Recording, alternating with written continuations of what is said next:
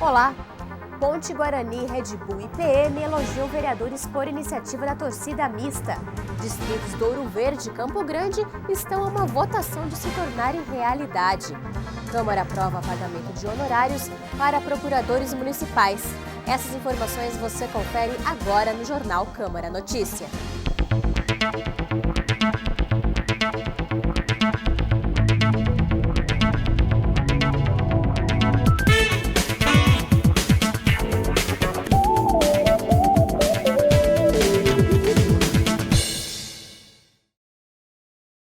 As regiões do Campo Grande e Ouro Verde em breve vão oficialmente virar distritos.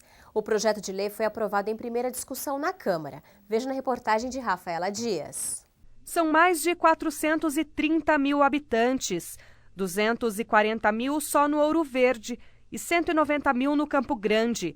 Os 230 bairros reunidos nessas duas regiões, em breve, devem virar distritos. Os projetos de lei foram aprovados em primeira discussão na sessão desta quarta-feira por unanimidade. A autoria é do presidente do Legislativo, Rafa Zimbaldi, mas a medida recebeu ainda coautoria de outros 20 parlamentares.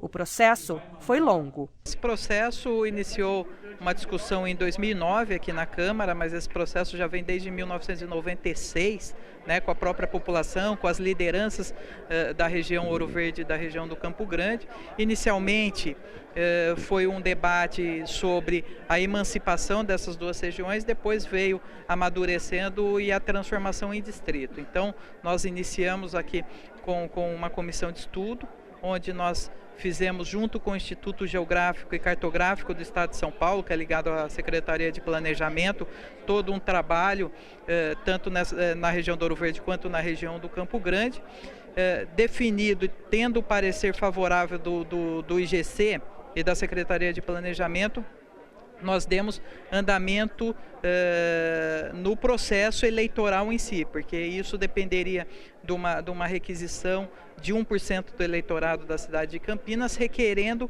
um plebiscito, E aí nós fizemos todo o processo formal junto ao Tribunal Regional Eleitoral.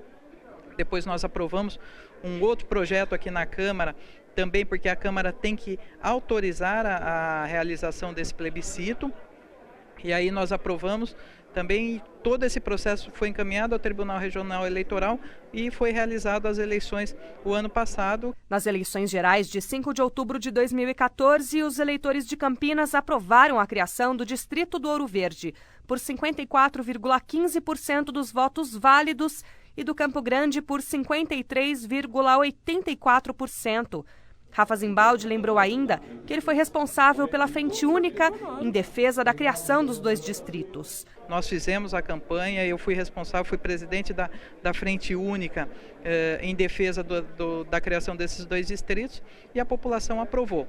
E agora nós fomos notificados pelo Tribunal Regional Eleitoral da homologação dessa eleição e aí nós estamos dando sequência no processo formal, que é criando a delimitação daquilo que foi aprovado nas eleições. Rafa Zimbaldi explica que, na prática, o projeto de lei delimita as áreas desses dois distritos. Na verdade, além da criação do distrito em si, cria a delimitação, que foi tudo aquilo que foi objeto da comissão de estudo e foi objeto da eleição, do voto, onde a população disse o sim pela criação do Distrito do Ouro Verde do Campo Grande. Os projetos de lei que vão transformar Campo Grande e Ouro Verde em distritos ainda devem passar por segunda discussão na Câmara. O presidente Rafa Zimbaldi, autor dos projetos, adianta que as subprefeituras já estão sendo preparadas, mas que para isso não será necessária a contratação de novos funcionários. Os já existentes no Executivo serão realocados para as funções. Discutindo já com o prefeito Jonas, ele já está dando andamento nisso, porque é muito importante, porque a criação do distrito obrigatoriamente precisa ter a criação da subprefeitura, e a ideia com a subprefeitura, essas duas subprefeituras, faça a descentralização de serviços, ou seja, leve os serviços para a região do Ouro Verde, para a região do Campo Grande, para que a população não tenha que atravessar a cidade para resolver os seus problemas. E mais do que isso, também além da descentralização de serviços, a descentralização de funcionários sem criar cargo, isso é muito importante, e o prefeito Jonas tem entendido e tem colocado muito isso, porque não vai ter criação de cargo, e sim descentralização dos funcionários já existentes, e com o distrito existem outros benefícios que podem ser adquiridos junto ao governo do estado, como por exemplo o batalhão do Corpo de Bombeiros, o cartório, a batalhão da Polícia Militar. Então são conquistas que, como distrito, a região pode buscar. Essas mudanças já começaram a acontecer. No Campo Grande já foi instalada uma unidade do SAMU para atender aquela região. Isso mostra que a cidade necessita dessas descentralizações. Hoje a cidade não é mais uma cidade tão pequena como era antigamente, em 1996, mas a cidade cresceu. Hoje, com mais de 1 milhão de habitantes, nós precisamos ter essa descentralização de serviços. Outra preocupação do presidente é com a segurança das duas regiões, e ele destaca a instalação da 2ª delegacia seccional. A segurança pública é muito importante porque tem se debatido e principalmente na região do Ouro Verde tem sido apontado pelo Ministério da Justiça como uma área de chance do jovem cair no mundo do crime. Então é importante levar mais segurança para aquela região, mais atendimento do serviço público para que a população seja atendida. Rafa Zimbaldi finaliza falando ainda do papel fiscalizador que a Câmara vai desempenhar também na instalação dos 2 distritos. Com a aprovação desses 2 projetos, nós vamos acompanhar a instalação da subprefeitura, né, e depois também cobrar o Estado e o governo federal para que leve mais investimento para essas 2 regiões, que praticamente representa metade da cidade de Campinas. São mais de 500 mil habitantes nessas 2 regiões.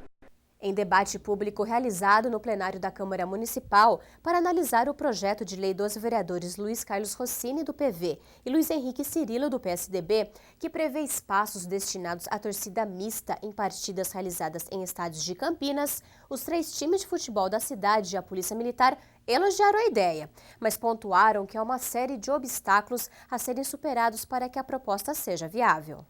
Os vereadores Luiz Henrique Cirilo e Luiz Rossini defenderam a proposta. A ideia, através do projeto de lei, é garantir ou estabelecer que os clubes de futebol da cidade reservem espaços nas arquibancadas para torcida mista durante as partidas que forem de mando desses times, né? E que a quantidade de ingressos, as condições, vai depender de cada jogo. Por sempre ter frequentado estádios de futebol, eu tenho mais de 50 anos, e todos aqueles que têm mais de 50 anos com certeza vão me entender, tiveram a possibilidade de ver partidas, claro, com todo o aparato policial, mas não a estrutura que se monta hoje. Porque, infelizmente, junto com a torcida, independente do time, dentro daquele grupo de torcedores sempre existem aquelas pessoas mais exaltadas que vai ao campo de futebol para beber, que vai ao campo de futebol ou já vai bêbado, né, porque não pode vender bebida alcoólica nos estados aqui do estado de São Paulo, mas ela vai alterada a sua capacidade de entendimento e vai com o objetivo único de criar problemas. Além dos autores do projeto, o debate público contou com a presença de dirigentes da Ponte Preta, Guarani e Red Bull, além do capitão da Polícia Militar de Campinas. Os clubes sugeriram que, em vez de obrigatória, a lei seja facultativa e, em caso seguida, seja premiada com incentivos para compensar investimentos necessários para a criação do setor único. O primeiro ponto que nos preocupa quanto a esse projeto é a palavra obrigatoriedade. Nós entendemos que deva partir isso, uma iniciativa dos clubes. Os estádios hoje nós entendemos que não há possibilidade de separação. Realmente, o Guarani já recebeu 50 mil pessoas em seu estádio. Hoje, nosso alvará, ele reduz a capacidade do estádio para 15 mil pessoas.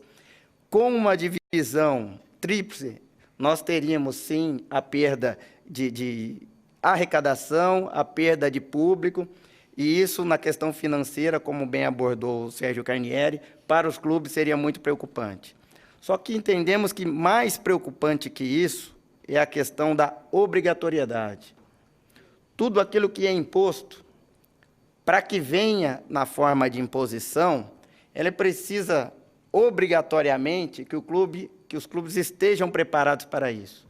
E hoje esta não é a realidade dos times de Campinas e dos estádios de Campinas.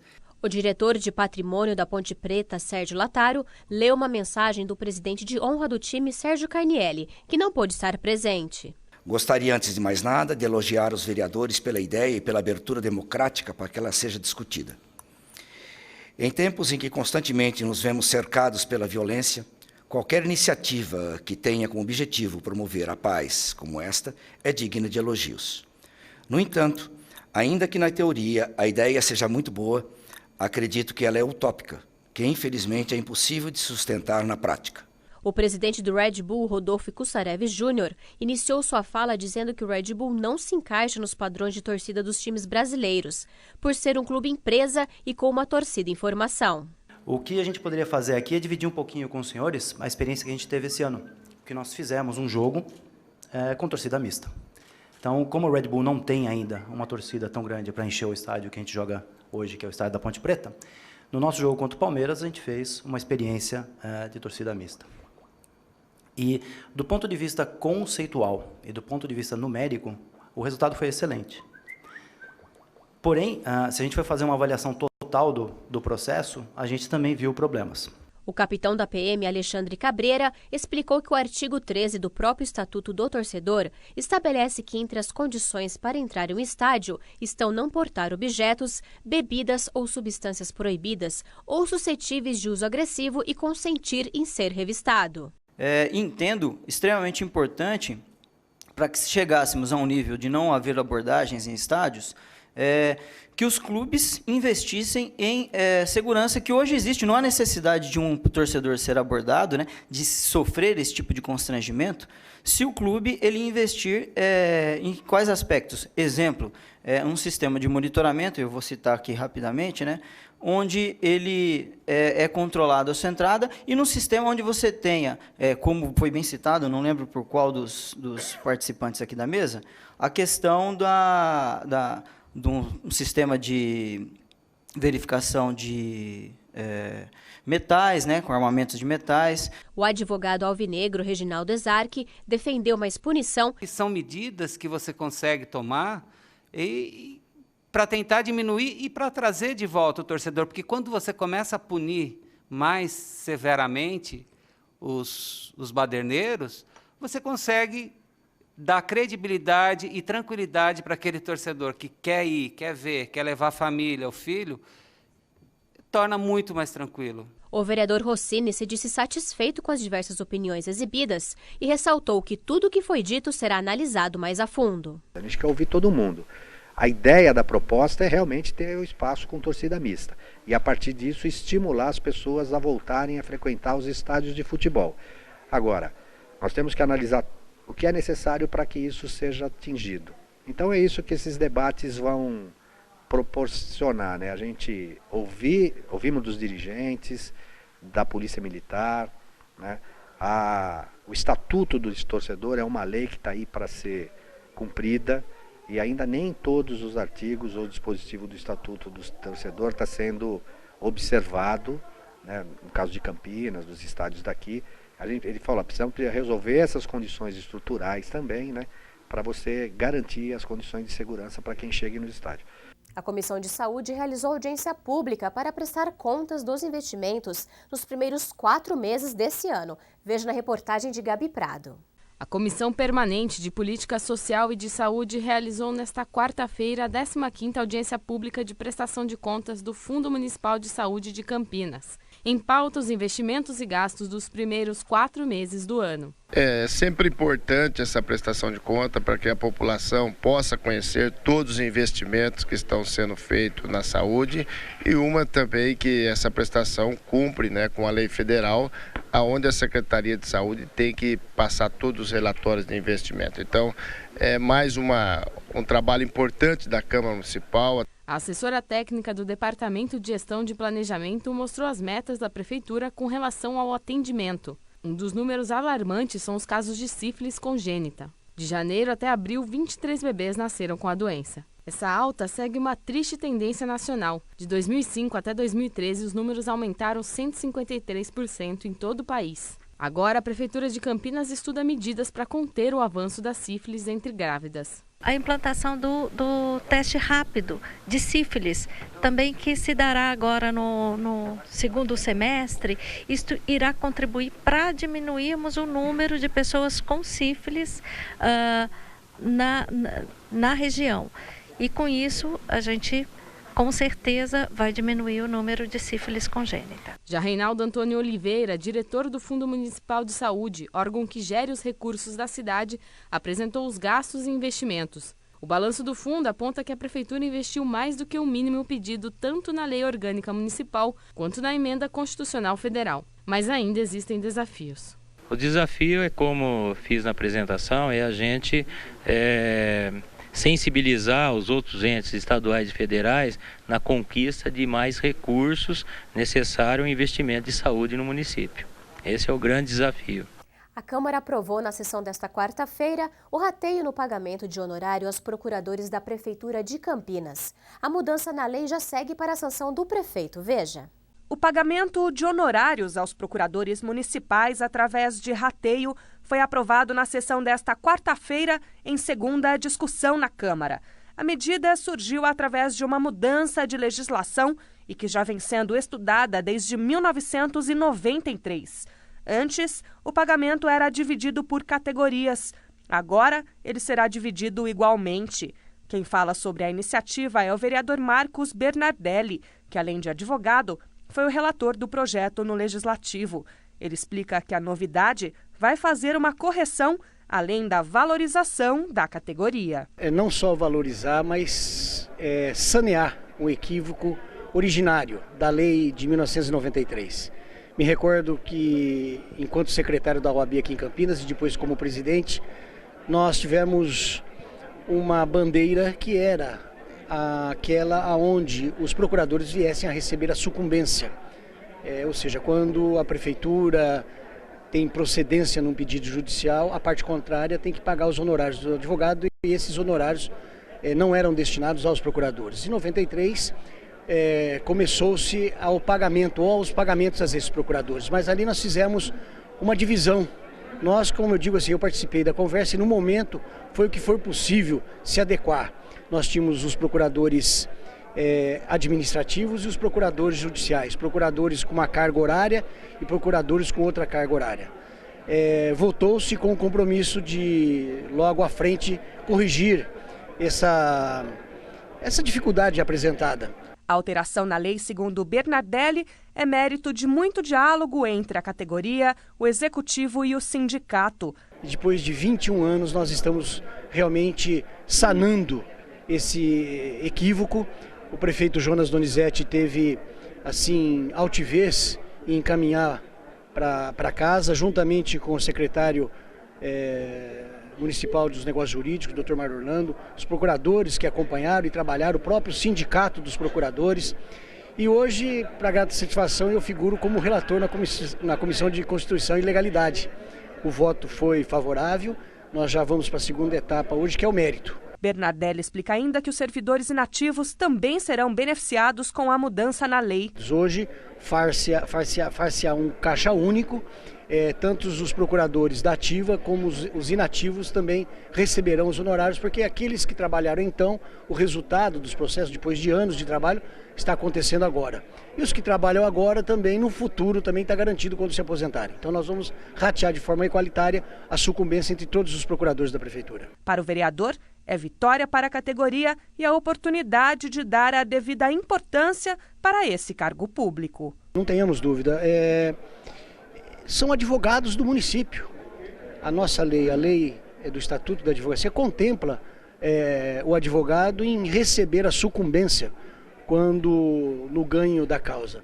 E a mesma coisa está sendo reconhecida hoje de forma igualitária a todos os procuradores aqui do município de Campinas. Vereador Gesiel Silva vai à tribuna para ressaltar a importância do uso do cinto de segurança. O vereador líder da bancada do Partido Progressista, Gesiel Silva, destacou em sessão ordinária a importância do uso do cinto de segurança, tanto nos bancos da frente quanto nos bancos traseiros dos veículos. Muita gente esquece, o nobre vereador Peitorinho, de usar o cinto de segurança na parte traseira do carro, nos bancos de trás. Às vezes ocupa o banco da frente, usa, mas o banco de trás não usa. Conforme prevê o Código de Trânsito Brasileiro, a utilização do cinto de segurança é exigida a todos os motoristas e passageiros de automóveis desde 1997. Deixar de utilizar o cinto de segurança é infração grave, com multa de R$ 127,69, além de 5 pontos na habilitação do condutor. Para o vereador Gesiel, a discussão sobre o uso de cinto de segurança no banco traseiro reacendeu devido à morte do cantor sertanejo Cristiano Araújo e da sua namorada Alana Moraes Coelho, em um acidente na última quarta-feira na BR-153 em Goiás. Nós temos que vigiar. O bem maior que nós temos é a vida. Eu queria, senhor presidente, pedir nesses 10 minutos, se o senhor permite, 1 minuto de silêncio, senhor presidente. Me falta ainda 1 minuto. 1 minuto de silêncio o falecimento, a morte do cantor Cristiano Araújo e a sua namorada. A polícia investiga se o cantor e sua namorada foram arremessados para fora do carro pela falta do uso de cinto de segurança no banco traseiro. De acordo com especialistas, em uma batida, o corpo do passageiro de trás é atirado para frente, com uma força de até 50 vezes maior que o seu peso, provocada pela desaceleração brusca do carro. Segundo pesquisa recente do Instituto Brasileiro de Geografia e Estatística, o IBGE, cerca de 53% dos passageiros não utilizam o cinto no banco de trás. A nova forma para o cálculo da aposentadoria também foi tema da fala do vereador Sidão Santos do PROS. A nova fórmula para aposentadoria proposta pelo governo federal continua a repercutir entre os vereadores. Pela nova regra, se aprovada, a aposentadoria terá um cálculo progressivo através de pontos. O vereador Sidão Santos comparou o sistema previdenciário brasileiro com o de outros países. E às vezes o cidadão ele não entende, né? O que está mudando? Está mudando a vida do cidadão. A vida do cidadão. Eu vou fazer aqui uma pequena explanação. Como que funciona a previdência no Japão, como que funciona a previdência na Inglaterra, nos Estados Unidos, que é um sistema mais sólido, mais antigo. Um cidadão que entra hoje, começa a trabalhar hoje, e ele entra no sistema previdenciário lá na Inglaterra, lá no Japão, é uma caderneta de poupança, é isso. Entendeu? É uma poupança, né, onde o cidadão contribui sobre 10%, sobre 8%, sobre 12% do que ele ganha. Um dos apontamentos feitos pelo vereador foi sobre a relação entre o valor da contribuição e o valor recebido na aposentadoria.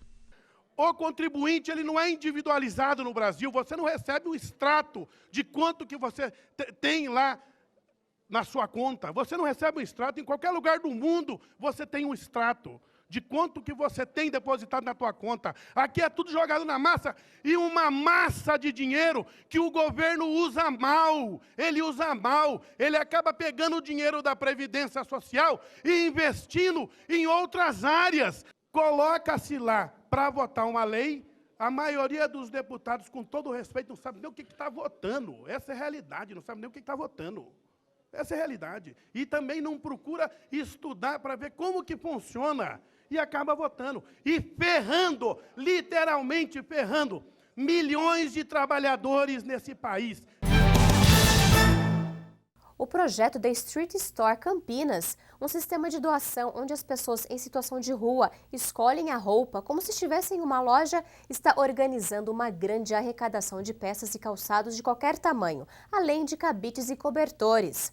Saiba mais sobre a iniciativa na fanpage que está na tela e participe. O evento acontece no sábado, 4 de julho. Se você nunca aprendeu a andar de bicicleta, pode voltar a pensar no assunto. Um grupo de ciclistas montou uma organização para ensinar as pessoas a se locomoverem com esse meio de transporte. Veja então as notícias do esporte com Ana Brasil. Quem ainda não sabe andar de bicicleta não precisa se conformar. Um grupo de ciclistas experientes e apaixonados por esse meio de transporte resolveu montar uma organização voluntária.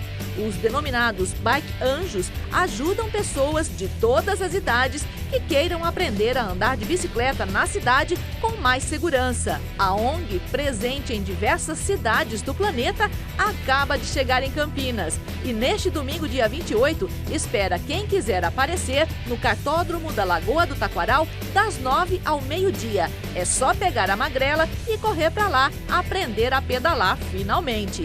O Bike Anjo tem página no Facebook. O Câmara Notícia fica por aqui.